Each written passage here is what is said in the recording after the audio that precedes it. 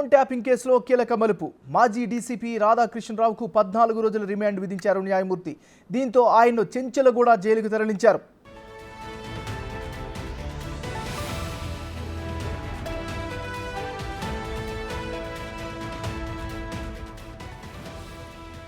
Phone tapping వ్యవహారం తెలంగాణ రాష్ట్రంలో రోజుకో కీలక మలుపు తీసుకుంటుంది. ముఖ్యంగా గత ప్రభుత్వ పెద్దల సహాయంతోనే గత ప్రభుత్వ పెద్దల అండదండలతోనే ఆదేశాలతోనే ఫోన్ ట్యాపింగ్కు పాల్పడినట్టుగా అధికారులు ఇప్పటివరకు కూడా తెలుస్తూ వస్తున్నారు. దాంట్లో భాగంగానే ఈరోజు అప్డేట్ కనుక మనం పరిశీలిస్తే ఫోన్ ట్యాపింగ్ కేసులో కీలక మలుపు తిరిగిందని భావించవచ్చు.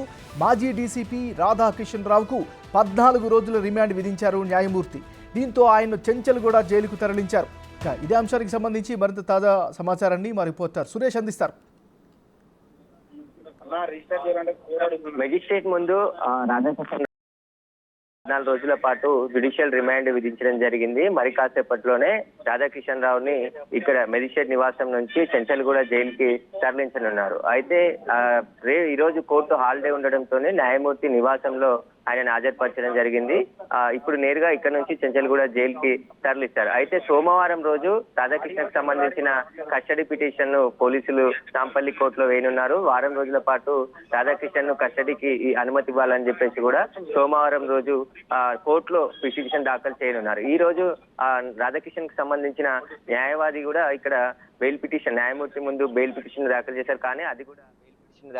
కానీ అది కూడా సోమవారం రోజుకే నాంపల్లి కోర్టులో విచారణ జరగనుంది. దీనికి సంబంధించి కౌంటర్ కూడా దాఖలు చేయాలని చెప్పేసి నోటీసులు ఇవ్వడం జరిగింది. అయితే ప్రస్తుతం న్యాయమూర్తి నివాసంలోనే రాధాకిషన్ రావు ఉన్నారు. మరికొద్ది సేపట్లోనే ఆయనని ఇక్కడ నుండి తీసుకొని చెంచల్గూడ జైలుకి తరలించనున్నారు. అయితే రాధాకృష్ణకు సంబంధించిన రిమాండ్ రిపోర్ట్ లో కూడా ఆయనకు సంబంధించిన స్టేట్మెంట్ ఆయనకి ఆధారాలు అన్నిటిని కూడా ప్రస్తావించడం జరిగింది.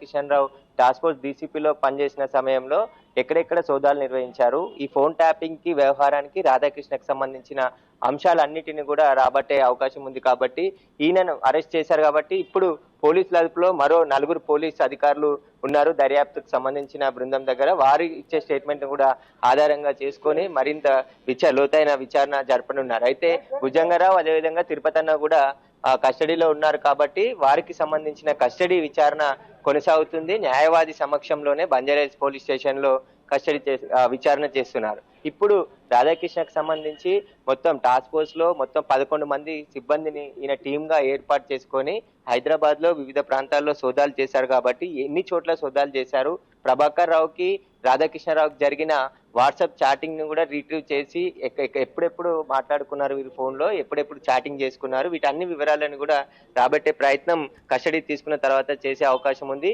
ఇక రాధాకృష్ణతో పాటు పనిచేసిన సిఐ గట్టుమల్లుతో పాటు గట్టుమల్లుని స్టేట్మెంట్ తీసుకొని ఆయనను ఐ విట్నెస్ గా ఈ కేసులో చూపెట్టే అవకాశం కనబడుతుంది. ఎందుకంటే ఆయన గట్టుమల్లు మొత్తం రాధాకృష్ణ చెప్పిన ఆదేశాలతోనే తాను పనిచేశాను, తనకి ఎలాంటి సంబంధం లేదు, ఆయన ఎక్కడెక్కడ వెళ్లి సోదాలు చేయమన్నారో అక్కడికి వెళ్లి సోదాలు చేసి వాళ్ళని టాస్క్ ఫోర్స్ కార్యాలయానికి అప్పచెప్పామని చెప్పేసి కూడా ఆయన స్టేట్మెంట్ ఇచ్చారు. నిన్న అర్ధరాత్రి వరకు కూడా ఆయన స్టేట్మెంట్ రికార్డ్ చేసి తర్వాత 1 గంటల ప్రాంతంలో ఆయనని ఇంటికి పంపించారు. మళ్ళీ విచారణకి అవసరమైనప్పుడు రావాలని చెప్పేసి కూడా నోటీస్ ఇచ్చారు. మరో ఇన్స్పెక్టర్ మల్లికార్జున్ అనే ఇన్స్పెక్టర్ కూడా పోలీసుల అదుపులో ఉన్నాడు. ప్రస్తుతం ఆయనని విచారిస్తున్నారు. మరో టాస్క్ ఫోర్స్ కానిస్టేబుల్, 2 ఎస్ఐలు మొత్తం బంజారాహిల్స్ పోలీస్ స్టేషన్ లో అదుపులోకి తీసుకొని వారిని విచారిస్తున్నారు. వారి స్టేట్మెంట్ ఆధారంగా కూడా వాళ్ళ ఇన్వాల్వ్మెంట్ ఈ కేసులో ఏమైనా ఉంటే వారిని కూడా అరెస్ట్ చేసి రిమాండ్ తరలించే అవకాశం కనబడుతుంది. ఎందుకంటే మొత్తానికి ఈ ఫోన్ ట్యాపింగ్ వ్యవహారంలో ఎంతమంది పాత్ర ఉంది, ఎంత టీమ్ గా ఏర్పడి